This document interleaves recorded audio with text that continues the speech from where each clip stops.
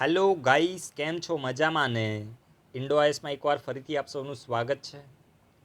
આજનો આપણો પહેલો આર્ટિકલ મહારાણી જિંદન કૌરના બારામાં છે. જુઓ, આ મહારાણી જિંદન કૌર એ મહારાજા રણજીત સિંઘ જે શીખ એમ્પાયરના ફાઉન્ડર હતા, તો આમના લાસ્ટ અને યંગેસ્ટ વાઇફ હતા. દરેક લોકો નોટ ડાઉન કરશે મહારાણી જિંદન કૌર કોણ હતા.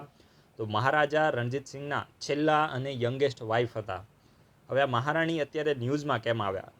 તો ન્યૂઝમાં આવવાનું કારણ તો એ છે કે આમના કેટલાક ઘરેણાં, જેને આપણે ઇંગ્લિશમાં જ્વેલરી કહીએ, તો આનું લંડનની અંદર ઓક્શન એટલે કે હરાજી કરવામાં આવી રહી છે. તો હરાજી થાય એનાથી આપણે કોઈ લેવા દેવા નથી, આપણે આ પર્સનાલિટીથી મેન લેવા દેવા છે. તો ડાયરેક્ટ આપણે જે કરંટ છે તો એને સ્ટેટિક સાથે લિંક કરીને ડાયરેક્ટ આ પ્રકારે રિવિઝન કરવાનું હોય છે. તો આજે આપણે મહારાણી જિંદન કૌર વિશે થોડી બેઝિક ઇન્ફોર્મેશન છે તો એને રિવાઇઝ કરી લઈએ. તો જો ખાસ કરીને આમનો જીવનકાળ કેટલો રહ્યો છે, તો 1870થી લઈને 1863 સુધી આમનો જીવનકાળ રહ્યો છે.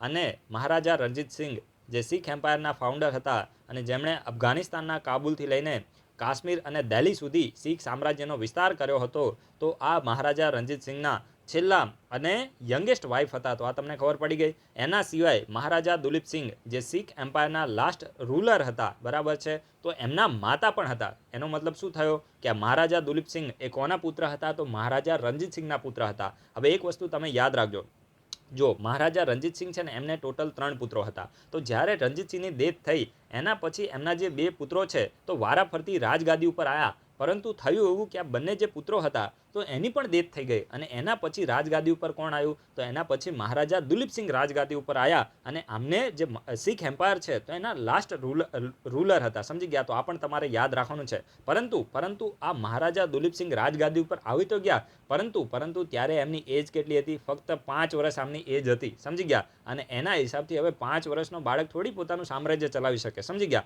અને એના હિસાબથી શું થયું કે આ દુલીપ સિંઘ છે તો એના રીજન્ટ તરીકે કાર્ય કોણે કર્યું? તો રીજન્ટ તરીકે કાર્ય કર્યું એમની માતાએ. એટલે તમે સમજી શકો ને, રીજન્ટ એટલે શું થાય તમે સમજી શકો. જ્યારે કોઈ પણ રાજા ખૂબ જ નાનો હોય તો એ રાજા ક્યારે પણ પોતાનું સામ્રાજ્ય ચલાવી ના શકે, તો ત્યારે એ રાજાને ઇનડાયરેક્ટલી સપોર્ટ કરવાનું કાર્ય કોણ કરે? એ રાજાને એક રબર સ્ટેમ્પ તરીકે રાજા તો બનાવી દે, પરંતુ જે રાજ્ય વ્યવસ્થા છે તો એને ચલાવવાનું કાર્ય કોણ કરે? તો એનું રીજન્ટ એનું કાર્ય કરે છે. સમજી ગયા? માની લો કે જે પણ શાસન વ્યવસ્થા છે તો એને મેન હેન્ડલ કરવાનું કાર્ય કોણ કરે છે? તો એ કરવામાં આવે છે જે પણ રીજન્ટ હોય એના દ્વારા. જેમ તમે સમજી શકો કે કોઈ પણ આપણા દેશની અંદર કાર્ય થતું હોય ને, સમજી ગયા, તો એ મેઇનલી પ્રેસિડેન્ટના નામ ઉપરથી કાર્ય થાય. સમજી ગયા? પરંતુ એકચ્યુઅલીમાં દેશ કોણ ચલાવે છે? તો એકચ્યુઅલીમાં દેશ ચલાવે છે પ્રધાનમંત્રી. સમજી ગયા? તો જે પ્રેસિડેન્ટ છે તો રબર સ્ટેમ્પ છે. માની લો કે કોઈ પણ બિલ બને છે તો બિલ ઉપર છેલ્લે સાઇન કોણ કરે છે? તો જસ્ટ ખાલી સાઇન કરવાનું કાર્ય પ્રેસિડેન્ટનું હોય છે. પરંતુ એકચ્યુઅલીમાં જે પૂરો દેશ ચલાવવાનું જે કાર્ય છે તો એ કોના દ્વારા કરવામાં આવે છે? તો એ આપણા પ્રધાનમંત્રી દ્વારા કરવામાં આવે છે. તો એવી જ રીતે જે દુલીપ સિંઘ છે તો એને રાજા તો બનાવી દેવામાં આવ્યા, પરંતુ એના રીજન્ટ તરીકે કોણે કાર્ય કર્યું? તો એમની માતાએ કાર્ય કર્યું, જેમનું નામ છે જિંદન કૌર. સમજી ગયા? તો આ તમારે યાદ રાખવાનું છે. અને જ્યારે જિંદન કૌરે એક રીજન્ટ તરીકે કાર્ય કર્યું તો આમને પોતાના કિંગડમની અંદર એક્ટિવલી ઇન્ટરેસ્ટ લીધો હતો. સમજી ગયા? એક્ટિવલી ઇન્ટરેસ્ટ લીધો હતો. અને ખાસ કરીને એક નવી સિસ્ટમ છે, રેવન્યુની નવી સિસ્ટમ છે, તો એમાં પણ ઘણા બધા સારા એવા જે ચેન્જીસ છે તો એ આમના દ્વારા લાવવામાં આવ્યા હતા અને ખૂબ જ ઇન્ટરેસ્ટથી કાર્ય કરવામાં આવ્યું હતું. અને જે રણજીત સિંઘ છે તો આમના છેલ્લા આમને વિડો હતા. સમજી ગયા? છેલ્લા સર્વાઇવિંગ વિડો હતા. સર્વાઇવિંગ એટલે સમજી શકો ને તમે, આમને એક હયાત હોય એવા છેલ્લા આમને એક રણજીત સિંહના વિધવા આમને પત્ની હતા. સમજી ગયા? અને આમને જે બ્રિટિશર્સ છે તો એમની સામે ખૂબ જ હિંમતથી લડ્યા હતા. જે બ્રિટિશર્સનું જે એગ્રેશન હતું તો એમની સામે જે જિંદન કૌર છે તો ખૂબ જ હિંમતથી લડ્યા હતા. અને ઇવેન્ચ્યુઅલી શું થયું? પછી આમને જે બ્રિટિશર્સ છે તો એમની સામે સરેન્ડર કરી દેવું પડ્યું હતું. સમજી ગયા? તો આ પણ તમારે યાદ રાખવાનું છે. મેં તમને બેઝિક ઇન્ફોર્મેશન જિંદન કૌર અને જે મહારાજા દુલીપ સિંઘ છે તો એમના વિશે આપી છે. હવે ચલો આની સાથે લિંક કરીને હું તમને બહુ જ એક સારો એવો ક્વેશ્ચન પૂછું છું. આજથી એક દિવસ પહેલાં છે ને રાજ્યસભા ટીવીમાં એક 4 મિનિટનો એપિસોડ આવ્યો હતો અને એ એપિસોડમાં ઝલકારી બાઈ વિશે છે ને ઇન્ફોર્મેશન આપી હતી. તો આજે છે ને, જો રાજ્યસભા ટીવીમાં કોઈ પણ વસ્તુ આવતી હોય ને આપણી માટે ઇમ્પોર્ટન્ટ હોય છે. સમજી ગયા? ખાસ કરીને એકદમ ફાલતું નહીં, જે એક લેવલનું હોય, આપણી સિલેબસની સાથે લિંક થતું હોય એની વાત કરું છું. તો એ ઝલકારી બાઈ વિશે 4 મિનિટનો એપિસોડ આવ્યો હતો. તો તમે છે ને દરેક લોકો ગૂગલમાં જઈને અથવા તો એ એપિસોડ જોઈને આ વિડીયોના કમેન્ટ બોક્સમાં લખો કે ઝલકારી બાઈ કોણ હતા, આમને કયા સ્વાતંત્ર્ય સંગ્રામમાં સારું એવું કોન્ટ્રીબ્યુશન આપ્યું છે અને કઈ ફેમસ પર્સનાલિટી છે તો એમને સપોર્ટ કર્યો હતો, સમજી ગયા. તો આ તમારે ખાસ કહેવાનું છે કે કઈ ફેમસ પર્સનાલિટીને સપોર્ટ કરવામાં આવ્યો હતો આમના દ્વારા, ઝલકારીભાઈ દ્વારા. તો આ ખૂબ જ સારી એવી પર્સનાલિટી છે ને આના વિશેનો ક્વેશ્ચન બની શકે છે, કારણ કે રાજ્યસભા ટીવીમાં કોઈ પણ જે ઇન્ફોર્મેશન આવતી હોય તો એના વિશે ક્વેશ્ચન બની શકે છે. તો તમે આજે થોડું એનું રિવિઝન કરો. એના પછી જે નેક્સ્ટ આર્ટિકલ છે તો તે રિયલ એસ્ટેટ રેગ્યુલેટરી ઓથોરિટીના બારામાં છે, જેને આપણે શોર્ટમાં રેરા કહીએ છીએ. તો આ જે રેરા ઓથોરિટી છે ને તો એ દરેક સ્ટેટ દ્વારા ગઠિત કરવામાં આવે છે. તો એવી રીતે આ હરિયાણાની જે રેરા ઓથોરિટી છે, સમજી ગયા, જે હરિયાણા સ્ટેટ છે તો એની જે રેરા ઓથોરિટી છે, બરાબર છે, રિયલ એસ્ટેટ રેગ્યુલેશન ઓથોરિટી છે, તો એના દ્વારા ખાસ કરીને હરિયાણાની અંદર જે જમીનના જે બ્રોકર હોય, જમીનના જે દલાલો હોય, તો એ લોકો દ્વારા જે કમિશન લેવામાં આવે છે. જો હું તમને છે ને એક એક્ઝામ્પલ આપીને સમજાવું. માની લો કે તમારે છે ને 1 કરોડ રૂપિયાની જમીન લેવી છે. જસ્ટ ખાલી હાઇપોથેટિકલ એક્ઝામ્પલ છે. તમારે 1 કરોડ રૂપિયાની જમીન લેવી છે, પરંતુ તમને એ ખબર નથી કે કયા વ્યક્તિએ 1 કરોડ રૂપિયાની જમીનને વેચવી છે. માની લો કે તમારે છે ને અમદાવાદની અંદર 1 કરોડની જમીન લેવાની છે, તો તમને એ ખબર નથી કે ભાઈ આ જમીન કઈ જગ્યાએ અવેલેબલ હશે. તો તમે શું કરશો? એક બ્રોકરનો કોન્ટેક્ટ કરશો, અને માની લો કે એક એક્સ નામનો વ્યક્તિ છે, તો એને પોતાની 1 કરોડ રૂપિયાની જે જમીન છે તો એને વેચવી છે. જસ્ટ ખાલી હાઇપોથેટિકલ એક્ઝામ્પલ છે, પણ એને એ ખબર નથી કે આ જમીનને કોણ ખરીદશે. તો આ વ્યક્તિ શું કરશે? એક્સ નામનો વ્યક્તિ, અને આ તમે શું કરશો? તમે એક બ્રોકરનો કોન્ટેક્ટ કરશો. ભાઈ મારે છે ને જમીન ખરીદી છે, અને આ એમ કહેશે કે ભાઈ મારે છે ને જમીન વેચવી છે. તમે કોઈ એવો પર્સન હોય જેને જમીન છે તો એને વેચવી હોય, અને આ વ્યક્તિ એમ કહેશે જેને જમીનને ખરીદી હોય તો એને મને એની ઇન્ફોર્મેશન હોય તો આપજો. તો બ્રોકર કહેશે સારું, હું તમને આપી દઈશ. પછી જ્યારે તમે બંને આનો કોન્ટેક્ટ કરશો ને, ત્યારે આ તમને એનું એડ્રેસ આપશે. સમજી ગયા કે આ જે તમને આ એક્સ નામના વ્યક્તિનું એડ્રેસ આપશે કે ભાઈ આ જગ્યાએ છે ને આ વ્યક્તિને જમીન વેચવાની છે. સમજી ગયા? તો આ જ્યારે આ પ્રકારની ડીલ કરાવતો હોય તો આ વ્યક્તિ થોડું કમિશન લે. સમજી ગયા? તો આને જ છે ને બ્રોકરનું કમિશન કહેવામાં આવે છે. સમજી ગયા? તો હરિયાણાની જે ઓથોરિટી છે તો એને શું કર્યું છે? હવે આ જે બ્રોકર છે તો એ લોકો દ્વારા જે કમિશન લેવામાં આવે છે તેના પર કેપ લગાવી દીધી છે, એટલે કે લિમિટ લગાવી દીધી છે. પહેલાં શું થતું હતું? મન ફાવે એટલું કમિશન લેતા હતા, પરંતુ હવે 0.5 જેટલાનું પણ ટ્રાન્ઝેક્શન થશે. માની લો કે 100 રૂપિયાનું ટ્રાન્ઝેક્શન થાય તો એમાં 0.5% જ કમિશન પર પર્સન પાસેથી લઈ શકશે. એટલે કે ખરીદનાર પાસેથી જે ખરીદનાર હશે તો એની પાસેથી 0.5% અને વેચનાર પાસેથી 0.5% કમિશન લઈ શકશે. સમજી ગયા? એટલે ટોટલ માની લો કે 100 રૂપિયાનું ટ્રાન્ઝેક્શન થાય તો ટોટલ એને કેટલું કમિશન મળશે? 1 રૂપિયો જ કમિશન મળશે. તો આ પ્રકારની જે કેપ છે તો એ જે રેરા ઓથોરિટી છે તો એના દ્વારા લગાવવામાં આવી છે, અને એટલા જ માટે આ રેરા અત્યારે ન્યૂઝમાં આવી છે. તો આ તો મેં તમને જસ્ટ ખાલી બેઝિક માહોલ બનાવીને ઇન્ફોર્મેશન આપી. હવે આપણે એક્ઝામના પોઈન્ટ ઓફ વ્યૂ રેલેવન્ટ શું છે યુપીએસસી જીપીએસસી માટે રેરા ઓથોરિટી? તો આ રેરા માટેનો જે એક્ટ છે તો 2016માં લાવવામાં આવ્યો હતો. સમજી ગયા? The real estate regulation and development act took effect in May 2016. May 2016માં જે એક્ટ છે તો ઇફેક્ટમાં આવ્યો હતો, અને મેઇનલી આનું જે કાર્ય શું છે તો જે રિયલ એસ્ટેટ સેક્ટર છે તો એને રેગ્યુલેટ કરવું અને પ્રમોટ કરવું આનું મેઇનલી કાર્ય છે. સમજી ગયા? રિયલ એસ્ટેટ તમે સમજી શકો ને, આ જે બિલ્ડરો છે તો એના દ્વારા જે બિલ્ડિંગો બનાવવામાં આવતી હોય છે ને એની વાત છે. સમજી ગયા? તો જે રિયલ એસ્ટેટ સેક્ટર છે અને જે જમીનોની લે વેચ થતી હોય છે તો આ જે સેક્ટર છે તો એને રેગ્યુલેટ કરવાનું મેઇનલી કાર્ય છે.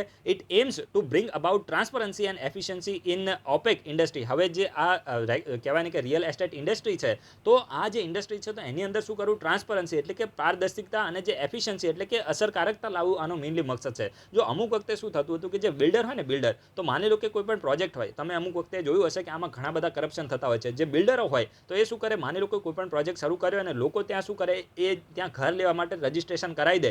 પછી આ બિલ્ડર લોકો શું કરે? એક વખત લોકો પાસેથી પૈસા લઈ લે અને પછી એમ કીધું કે ભાઈ માની લો કે આ જે કામ છે તો 1 વર્ષમાં પતી જશે, પરંતુ પૈસા ઉઘરાઈ લીધા પછી આ લોકો 2 કે 3 વર્ષ સુધી કામ પૂરું કરતા જ નથી. સમજી ગયા? લોકોના પૈસા ત્યાં ફસાઈ રહે છે. તો આ પ્રકારની કરપ્શનની એક્ટિવિટી થતી હતી. સમજી ગયા? તો આ બધી વસ્તુને દૂર કરવા માટે એના સિવાય અમુક લોકો શું કરતા હતા કે લોકો પાસેથી પૈસા ઉઘરાઈ લઈને પછી જ્યારે પ્રોજેક્ટ કમ્પ્લીટ થાય તો એ પ્રોજેક્ટની અંદર એની ક્વોલિટી સારી ના હોય. સમજી ગયા? સારું એવું મટીરિયલ યુઝ ના કર્યું અને પછી ઘરની અંદર જે ક્રેક ને આ બધું થઈ જાય. તો આ બધા પ્રકારના જે કરપ્શનના જે ડિસ્પ્યુટ છે તો એ પણ જોવા મળતા હતા. તો એટલા માટે સરકાર દ્વારા આ રેરા એક્ટ છે તો એને લાવવામાં આવ્યો હતો. સમજી ગયા? તો બેઝિક ઇન્ફોર્મેશન મળી ગઈ. It applies to all under construction project. એક વસ્તુ યાદ રાખજો, જેટલા પણ પ્રોજેક્ટ અંડર કન્સ્ટ્રક્શન છે એટલે કે જેનું કામ ચાલી રહ્યું છે અને એ પ્રોજેક્ટની સાઇઝ છે તો 500 સ્ક્વેર મીટરથી વધારે છે. સમજી ગયા? 500 સ્ક્વેર મીટરથી વધારે છે, અને જો એની અંદર 8 અથવા તો 8થી વધારે એપાર્ટમેન્ટ છે તો બધા પ્રોજેક્ટને આ જે રેરા છે તો એ લાગુ પડે છે. સમજી ગયા? તો આ પણ તમારે યાદ રાખવાનું છે, અને દરેક સ્ટેટે પોતાનો અલગથી રેરા માટેની ઓથોરિટી બનાવવી પડશે. સમજી ગયા? એવું નથી કે સેન્ટ્રલ ગવર્મેન્ટે ઓથોરિટી બનાવી છે. તમારે યાદ રાખવાનું છે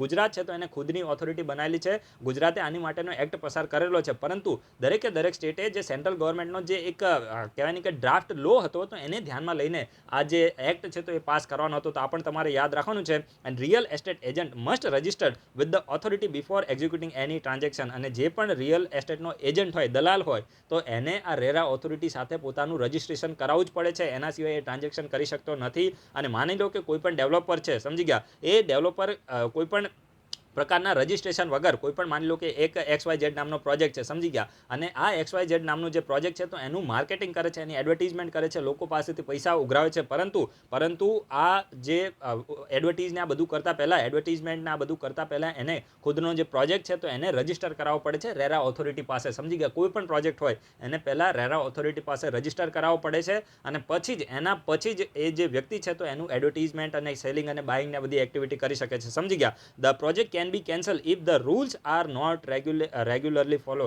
એટલે કે આ જે પ્રોજેક્ટ છે તો એ કેન્સલ પણ કરી શકે છે રેરા ઓથોરિટી જો એમાં જે નિયમો છે તો એનો બરાબર પાલન કરવામાં આવતું નથી. The developers are accountable for after sale service. After sale service એટલે તમે સમજી શકો ને, એક વખત જે મકાન છે તો એનું અથવા તો દુકાન છે તો એનું સેલિંગ થઈ ગયા પછી પણ જે પણ ડેવલપર હોય, જે બિલ્ડર હોય, તો એની માટે એક વખત વેચાણ થઈ ગયા પછી પણ એ જવાબ દે છે. શાની માટે? માની લો કે કોઈ પણ આફ્ટર સેલ સર્વિસ એટલે કે દુકાન બની ગઈ અથવા તો મકાન બની ગયું, એની પછી એનું મટીરિયલ સારું ના હોય અને એની અંદર ક્રેક ને આ બધી એક્ટિવિટી થઈ જાય, તો આ બધી જે કહેવાય ને કે આફ્ટર સેલ સર્વિસને પ્રોવાઈડ કરવા માટે, એટલે કે જે પણ નુકસાન થયું હોય તેને રિપેર કરવા માટે આવનારા 5 વર્ષ સુધી, સેલિંગ થયા પછી 5 વર્ષ સુધી આની જવાબદારી રહે છે. તો આ બેઝિક ઇન્ફોર્મેશન દરેક લોકો નોટ ડાઉન કરશે. આ રેરા વિશેની મેં તમને ડિટેલમાં ઇન્ફોર્મેશન આપી છે. હવે ક્વેશ્ચન આવશે તો તમે એને આસાનીથી ટેકલ કરી શકશો. હવે આ છે ને રેગ્યુલેટરી ઓથોરિટી ન્યૂઝમાં છે, તો આની સાથે લિંક કરીને બહુ સારી ઓથોરિટી જે હંમેશા ન્યૂઝમાં રહેતી હોય છે, try, telecom regulatory authority of India. આ ટ્રાઈ વિશે તમે ઇન્ફોર્મેશન આપો કે આ ટ્રાઈ કેવી ઓથોરિટી છે, શું આ કોઈ સ્ટેચ્યુટરી બોડી છે, શું આ કોઈ એક્ઝિક્યુટિવ બોડી છે, કેવી બોડી છે, બરાબર છે, કોન્સ્ટિટ્યુશનલ તો હોય જ નહીં, બરાબર છે. તો ટ્રાઈ વિશે ઇન્ફોર્મેશન આપો, આની માટેનો એક્ટ ક્યારે પસાર કરવામાં આવ્યો હતો, અને આ જે ટ્રાઈ છે તો એનું મેઇનલી કાર્ય શું છે, આ તમને ખબર હોવી જોઈએ. એક્ઝામ માટે ખૂબ જ રેલેવન્ટ છે. દરેક લોકો આ વિડીયોના કમેન્ટ બોક્સમાં આન્સર આપશે અને તમારી નોટ્સમાં જરૂર નોટ ડાઉન કરજો. એના પછી જે નેક્સ્ટ આર્ટિકલ છે તો તે ખાસ કરીને ડિમેન્શિયાના વારામાં છે. આ ડિમેન્શિયા છે ને એને આપણે ગુજરાતીમાં ચિત્તભ્રમ કહીએ છીએ. ચિત્તભ્રમ આવી રીતે કંઈક લખાય ને, ચિત્તભ્રમ. તો જે લોકોને ભૂલવાની બીમારી અને મેમરી લોસ ને આ બધું થઈ જાય, બરાબર છે, તો એને ડિમેન્શિયા કહેવાય. હવે જો ઇંગ્લેન્ડનો એક ફૂટબોલનો ખેલાડી છે જેનું નામ છે બોબી ચાર્લ્ટન, આવું કંઈક એનું નામ છે. આપણે એનાથી કોઈ લેવા દેવા નથી, જસ્ટ ખાલી મારે તમને કન્ટેક્સ કહેવો છે. તો આ જે ઇંગ્લેન્ડનો ફૂટબોલનો ખેલાડી છે તો એને ડિમેન્શિયા થયો છે, સમજી ગયા. અને એના પાછળનું માનવામાં એવું આવે છે કે આ જે ફૂટબોલનો ખેલાડી હતો, તો આની એકની વાત નથી, જે પણ ફૂટબોલના ખેલાડી, તમે જોયું હશે, જે લોકો ફૂટબોલની મેચ જોતા હોય ને એમને ખબર હશે કે જ્યારે એકદમ સ્પીડમાં બોલ આવતો હોય, બરાબર છે, તો માની લો કે અહીંથી કોઈ જે પર્સન છે, ફૂટબોલનો ખેલાડી છે, તો એને લાત મારીને આવી રીતે બોલ છે તો એને સ્પીડમાં ફેંક્યો. તો આ જે માની લો કે વચ્ચે કોઈ પર્સન ઊભો છે તો એ શું કરે, પોતાનું જે હેડ છે તો એનો યુઝ કરીને હેડને વચ્ચે લાવીને જે બોલ છે તો એને ખાસ કરીને જે ગોલ પોસ્ટ હોય તો એની અંદર બોલને નાખી દેતો હોય, એને શું કહેવાય, ગોલ કહેવામાં છે, સમજી ગયા. તો આ રીતે તમે જોયું હશે કે ઘણા બધા ખેલાડી પોતાનો હેડનો યુઝ કરીને ગોલ કરતા હોય છે, ખાસ કરીને જે રોનાલ્ડો અને જે મેસી ને આ બધા છે, નેમાર ને, આ લોકો આ રીતે ગોલ કરતા હોય છે, સમજી ગયા, કારણ કે આ એક્સપર્ટ હોય છે. પરંતુ હવે એવું અમુક લોકો અનુમાન લગાવી રહ્યા છે કે જે ખેલાડીઓ આ રીતે કહેવાય ને કે ગોલ કરી રહ્યા છે તો એ બધાને ભવિષ્યની અંદર ડિમેન્શિયા થઈ શકે છે, સમજી ગયા. કારણ કે આ ખેલાડીને અત્યારે થયું છે, ઇંગ્લેન્ડનો જે વર્લ્ડ કપનો જે ખેલાડી હતો તો એને આ પ્રકારની બીમારી થઈ ગઈ છે. અને ખાસ કરીને આની માટેનો એક પ્રોપર ડિસીઝ છે જેનું નામ છે ક્રોનિક ટ્રોમેટિક એન્સેફ્લોપથી. આ દરેક લોકો નોટ ડાઉન કરશે. આ ક્રોનિક ટ્રોમેટિક એન્સેફ્લોપથી નામનો જે ડિસીઝ છે, તો આના હિસાબથી શું થાય છે કે આપણું જે બ્રેન છે તો એમાં ઘણા બધા જે ડેમેજ છે તો એ થઈ જાય છે. ખાસ કરીને જે વ્યક્તિ છે તો એને મેમરી લોસ થાય છે, ડિપ્રેશન આવે છે અને ડિમેન્શિયા થાય છે, સમજી ગયા. અને આ જે ડિસીઝ મેં તમને ઉપર કીધો, આ રોગ ક્યારે થાય, માની લો કે વ્યક્તિને બ્રેનની અંદર રિપીટેડ કોઈ ઇન્જરી થાય, સમજી ગયા, રિપીટેડ કોઈ ઇન્જરી થાય તો એ વ્યક્તિને આ જે રોગ છે, CTE રોગ છે, તો એ થવાની સંભાવના વધારે હોય છે. દરેક લોકો નોટ ડાઉન કરશે. રિપીટેડ બ્રેનની અંદર ઇન્જરી થાય ત્યારે કોઈ પણ વ્યક્તિને આ પ્રકારની બીમારી થાય છે અને પછી એ જે વ્યક્તિ છે તો ડિપ્રેશનમાં આવી શકે છે. અને ડિમેન્શિયા એટલે કે ચિત્તભ્રમ, એને આપણે ગુજરાતીમાં ઉન્માદ પણ કહીએ તો એ પણ એને બીમારી થાય છે, મેમરી લોસ પણ એનો થઈ જાય છે. અને ખાસ કરીને જે પણ બોક્સર હોય ને, બોક્સર એટલે તમે સમજી શકો ને, આપણી જે મેરીકોમ છે તો એ લોકો તમે જોયું હશે, એ લોકોને મેઇનલી મોઢા ઉપર જ મારવાનો હોય, સમજી ગયા. તો આનાથી શું થાય કે જે બોક્સર હોય એને સૌથી વધારે આ જે ડિસીઝ છે તો એની થવાની સંભાવના વધારે હોય છે. કારણ કે મેઇનલી એ લોકોએ શું કરવાનું, એકબીજાના હેડ ઉપર જ મારવાનું હોય. આપણી જે મેરીકોમ છે એની મેચ તમે જોયો, એ લોકો શું કરે, એકબીજાના મોઢા ઉપર આગળ હાથ રાખે. અને કારણ કે મેઇન જે લાત છે તો ફેસ ઉપર જ વાગે, એટલે મેઇન જે ડેમેજ છે તો એ ક્યાં થાય છે, બ્રેનની ઉપર થાય છે, સમજી ગયા. તો એના હિસાબથી જે ખાસ કરીને જે બોક્સર હોય, એના સિવાય જે રેસલર હોય છે, અને માની લો કે આઈસ હોકી છે, રગ્બી છે, આ રગ્બી છે ને ગાંડા જેવી જેવી ગેમ છે, બરાબર છે. પછી બેઝબોલ છે, પછી ઓસ્ટ્રેલિયન રૂલ્સ ફૂટબોલ છે, અને ઓફકોર્સ જે ફૂટબોલ છે તો આ બધા જે ગેમ્સ છે તો એની અંદર આ પ્રકારના જે ડિસીઝ છે થવાની સંભાવના હોય છે. સૌથી સારી ક્રિકેટ મેચ છે, આપણી ફેવરેટ છે આઈપીએલ, આપણી ફેવરેટ છે. તો આ પ્રકારની જે બીમારી છે આઈપીએલમાં પણ કહેવાય ને કે જે બોલ છે તો એ માથા ઉપર વાગી જાય તો થઈ શકે છે, પરંતુ અત્યારે તો હેલ્મેટ બહુ સ્ટાન્ડર્ડ ક્વોલિટીના હોય છે તો બહુ ઓછા કેસમાં આવું જોવા મળે છે. સમજી ગયા? તો આ બધી ગેમોમાં આ પ્રકારનું થઈ શકે છે. હવે આપણે ડિમેન્શિયાની આપણે વાત કરીએ તો જે ડિમેન્શિયા કોઈ પણ વ્યક્તિને થાય તો આ ડિમેન્શિયાથી થાય છે શું? તો એની જે મેમરી છે તો એ લોસ થઈ જાય છે, બરાબર છે. પછી એના સિવાય જે લેંગ્વેજ છે તો એમાં પણ એને પ્રોબ્લેમ આવી શકે છે. એના સિવાય જે પ્રોબ્લેમ સોલ્વિંગ જે ટ્રીક છે, બરાબર છે, માની લો કે કોઈ મેથ્સનો એકદમ સિમ્પલ એને સમ આપી દે તો પણ એ સોલ્વ ના કરી શકે. સાથે સાથે અધર જે થિંકિંગ એબિલિટી છે તો એ પણ એનું કહેવાય ને કે ઓછી થઈ જાય છે. અને એના સિવાય એના જે જીવન છે તો એની અંદર પણ જે ડેઇલી લાઈફ છે તો એની અંદર પણ ઘણા બધા જે પ્રોબ્લેમ છે તો જોવા મળતા હોય છે. અને અલ્ઝાઇમર છે તો આ મોસ્ટ કોમન છે, બરાબર છે. તો આ જે ડિમેન્શિયા છે તો એમાં સૌથી કોમન શું છે? અલ્ઝાઇમરની હિસાબે જે ડિમેન્શિયા છે તો એ થતું હોય છે. તો બેઝિક ઇન્ફોર્મેશન તમારે દરેક લોકોએ નોટ ડાઉન કરવાની છે. કોઈ પણ પ્રકારનો ક્વેશ્ચન આવે તો તમે એને હવે આસાનીથી ટેકલ કરી શકશો. એના પછી જે નેક્સ્ટ આર્ટિકલ છે તો તે સ્ટ્રેટેજિક પોલિસી એન્ડ ફેસિલિટેશન બ્યુરોના બારામાં છે. આ ઇમ્પોર્ટન્ટ છે, યાદ રાખજો. ક્વેશ્ચન બનશે તો આટલો જ બનશે કે આ strategic policy and facilitation bureau એ કોના દ્વારા સેટઅપ કરવામાં આવ્યું છે? તો ત્યારે તમારે યાદ રાખવાનું છે મિનિસ્ટ્રી ઓફ આયુષે જે ઇન્વેસ્ટ ઇન્ડિયા છે એની સાથે મળીને આ સ્ટ્રેટેજિક પોલિસી એન્ડ ફેસિલિટેશન બ્યુરોને સેટઅપ કર્યું છે. આ તમારે ખાસ નોટ ડાઉન કરવાનું છે. મિનિસ્ટ્રી ઓફ આયુષે ઇન્વેસ્ટ ઇન્ડિયા સાથે મળીને આ strategic policy and facilitation bureau છે તો એને સેટઅપ કર્યું છે. અને આને સેટઅપ કરવા પાછળનું મકસદ શું છે? તો મકસદ તો બહુ સિમ્પલ છે. ખાસ કરીને જે આયુષ સેક્ટર છે, આયુષ સેક્ટરના ગ્રોથ માટે આ જે strategic policy and facilitation bureau છે તો આ બ્યુરો શું કરશે? પોલિસીને કોઈ પણ ફોર્મ્યુલેટ કરવાની હોય તો એની માટે શું કરશે? સલાહ આપશે, સપોર્ટ કરશે. સમજી ગયા? તો એટલા માટે આ જે બ્યુરો છે તો એને સેટઅપ કરવામાં આવ્યું છે. તો અહીંયા મેં ઇંગ્લિશમાં પણ લખેલું છે, જે લોકોને રીડ કરવું હોય કરી શકે છે. એકદમ સિમ્પલ છે, આનો કોઈ એટલું ખાસ exam point of view relevant નથી. જસ્ટ ખાલી એટલું આવી શકે કે આ strategic policy and facilitation bureau છે અને કોના દ્વારા સેટઅપ કરવામાં આવ્યું છે? તો જે મિનિસ્ટ્રી ઓફ આયુષ તો એને ઇન્વેસ્ટ ઇન્ડિયા સાથે મળીને આને સેટઅપ કર્યું છે. અને મેઇનલી આનું કાર્ય શું છે? તો આયુષ સેક્ટરની અંદર ગ્રોથ માટે આને સેટઅપ કરવામાં આવ્યું છે. હવે આ ખૂબ જ ઇમ્પોર્ટન્ટ આર્ટિકલ છે શ્રી ગુરુ રામદાસજીના બારામાં, બરાબર છે. એક્ઝામના પોઈન્ટ ઓફ વ્યૂ ખૂબ જ રેલેવન્ટ છે. આપણા જે પ્રધાનમંત્રી છે તો એમને જે શીખ ધર્મના જે લોકો છે તો આમને જે શ્રી ગુરુ રામદાસજીનું જે પ્રકાશ પર્વ એટલે તમે સમજી શકો ને, જે કહેવાય ને કે બર્થ એનિવર્સરી હોય એને આ લોકો પ્રકાશ પર્વ કહે છે. તો આમાં પ્રધાનમંત્રી આ લોકોને ગ્રીટ કર્યું છે. તો એટલા જ માટે ગુરુ રામદાસજી છે તો એ ન્યૂઝમાં આવ્યા હતા. તો આ એક્ઝામના પોઈન્ટ ઓફ વ્યૂ રેલેવન્ટ છે. આજે તમારું હિસ્ટ્રીમાં પણ થોડું રિવિઝન થઈ જશે. તો જો આજે શ્રી ગુરુ રામદાસ છે ને તો આ શીખ ધર્મના જે 10 ગુરુઓ હતા તો એમાં ચોથા ગુરુ હતા. દરેક લોકો નોટ ડાઉન કરે કયા ગુરુ હતા? તો ચોથા ગુરુ હતા. પહેલા ગુરુ કોણ હતા? તો ગુરુ નાનક દેવ હતા. 10મા ગુરુ કોણ હતા? તો 10મા ગુરુ હતા ગુરુ ગોવિંદ સિંહ, બરાબર છે. અને 11મા ગુરુ છે ને એ કોઈ હ્યુમન નથી, યાદ રાખજો. 11મા ગુરુ કોઈ હ્યુમન નથી. ગુરુ ગોવિંદ સિંહે એવું કીધું હતું કે ભાઈ હું છેલ્લો ગુરુ છું, હવે કોઈ પણ હ્યુમન ગુરુ નહીં આવે. અને 11મા ગુરુ છે ને એક પુસ્તક છે જેનું નામ છે પેલું ગુરુ ગ્રંથ સાહિબ, બરાબર છે. ગુરુ ગ્રંથ સાહિબ એ શીખોના 11મા ગુરુ છે ને એમની જ અત્યારે પૂજા કરવામાં આવે છે. સમજી ગયા? તો આ તમને ખબર પડી ગઈ. હવે જો જે ગુરુ રામદાસ હતા તો આ 10 ગુરુમાંથી ચોથા ગુરુ હતા. સમજી ગયા? 10 ગુરુમાંથી ચોથા ગુરુ હતા. અને આમનો જે જીવનકાળ છે તો 1534 થી લઈને 1581 સુધી આમનો જીવનકાળ છે. દરેક લોકો નોટ ડાઉન કરશે, ઇમ્પોર્ટન્ટ છે. હિસ્ટ્રીમાં આ પ્રકારની જે ટાઈમલાઈન છે તમારે યાદ રાખવાની હોય છે. અને જન્મના સમયે આમનું નામ જેઠા હતું, બરાબર છે.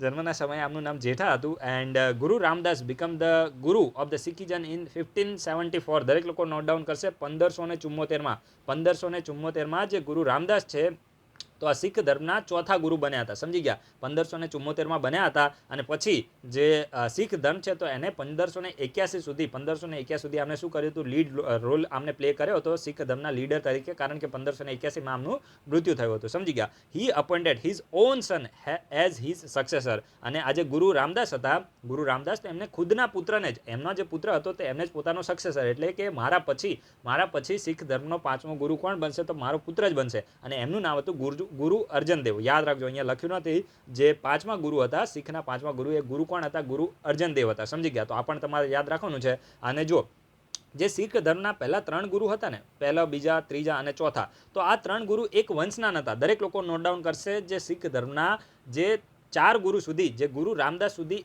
એક વંશના લોકો ન હતા. પરંતુ પછી જે ગુરુ રામદાસ છે એના પછી જેટલા પણ 10 ગુરુ સુધી બન્યા તો એ બધા કોના વંશજો હતા? તો એ બધા ગુરુ રામદાસના વંશજો હતા. સમજી ગયા? એટલે કે ગુરુ અર્જન દેવથી લઈને પછી જે ગુરુ ગોવિંદ સિંહ છે તો ત્યાં સુધીના જે ચોથાથી લઈને 10મા ગુરુ સુધીના એક જ વંશના ગુરુઓ હતા. તો આ પણ તમારે યાદ રાખવાનું છે. એટલે કે બધા ગુરુ રામદાસના વંશના લોકો હતા, મતલબ જે ગુરુ હતા, સમજી ગયા. એન્ડ ગુરુ રામદાસ છે તો આમને ખાસ કરીને જે પવિત્ર સિટી જે અમૃતસર છે તો એને ફાઉન્ડ કરવાની જે ક્રેડિટ છે તો એ પણ કોને જાય છે? તો ગુરુ રામદાસને જાય છે. અને જે ગુરુ રામદાસ છે તો આ તમારે ખાસ યાદ રાખવાનું છે કે જે શીખ ધર્મની જે પવિત્ર ધરતી છે જે અમૃતસર છે તો આને ફાઉન્ડ કરવાની જે ક્રેડિટ છે તો ગુરુ રામદાસને જાય છે.